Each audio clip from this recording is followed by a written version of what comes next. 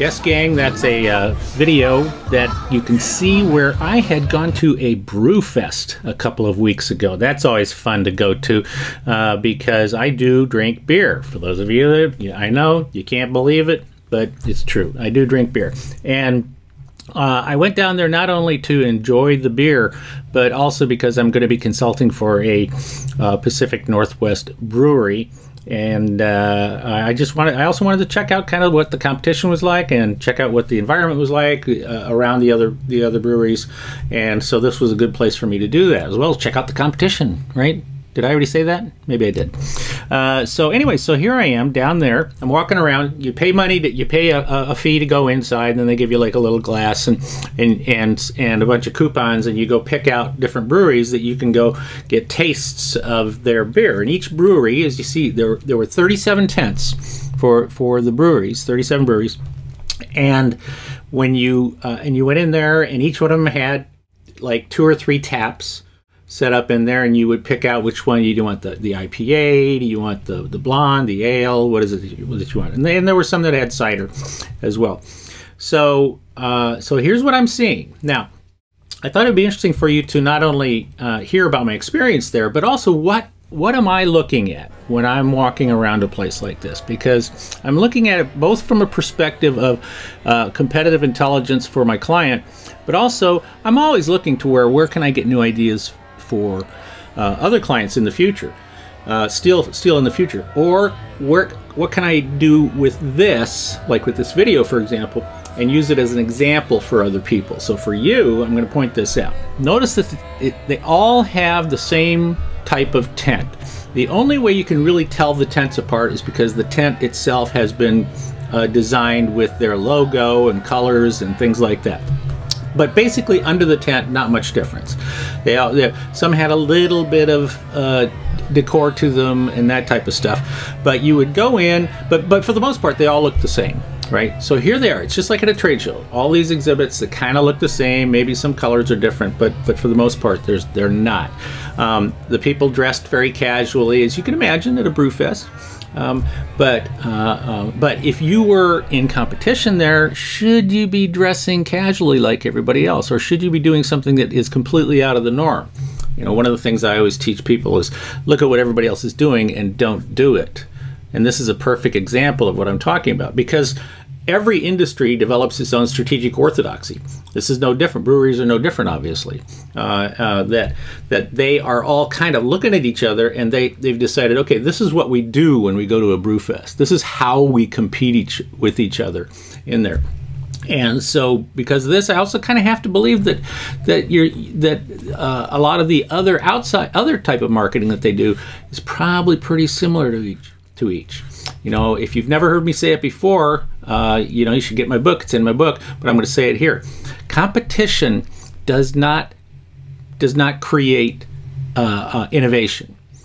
It breeds conformity. That's what it does.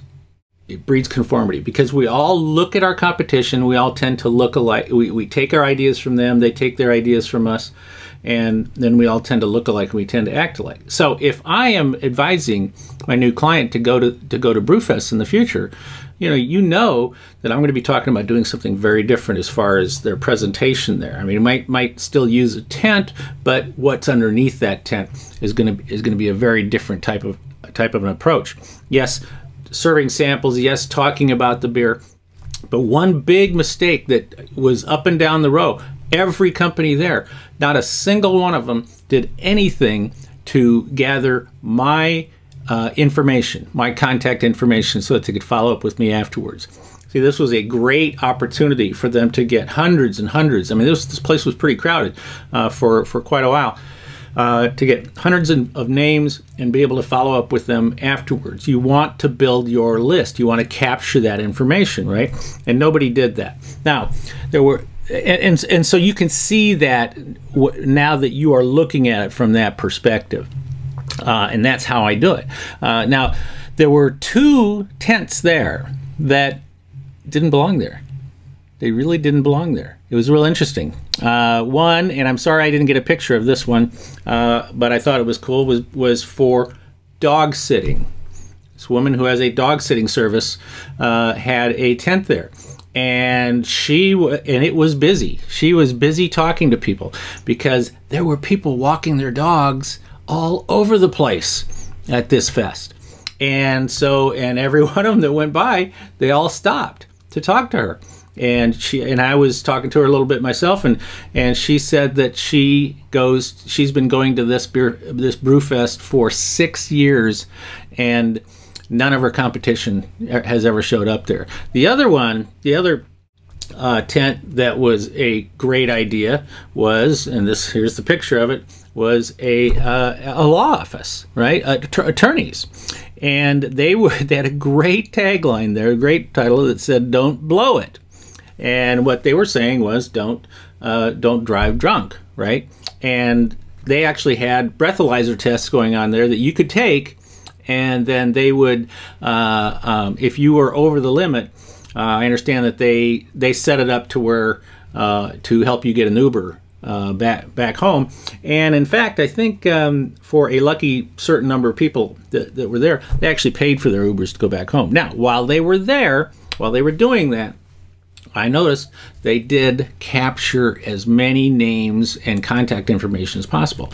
So you see, so what's the big lesson there? Well, the lesson there is, both the attorneys and the woman with the dog sitting service, they zigged when their competition zagged. There were no other attorneys there, no other dog sitters there. So they went out and they found out where their moose were hanging out and where their competition was not hanging out, and they went straight to them and did something fairly unique to help build that. So that's a glimpse into how I look at things when I'm out studying and researching and getting new ideas and studying the competition.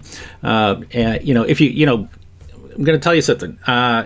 If that interests you, you can sign up for a webinar that I'm doing because I'm going to be doing a full-blown 1-hour webinar on how did Steve learn this stuff, and what is my number one secret for coming up with ideas and getting new ideas for my clients to beat up the competition, so to speak, and how do I see things differently.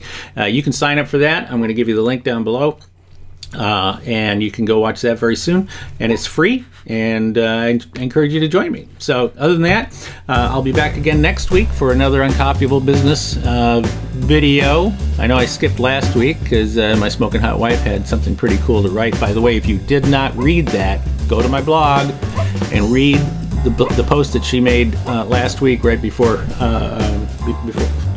before this one, right? So thanks again for joining me, and I will see you next week. Always remember, be uncopyable.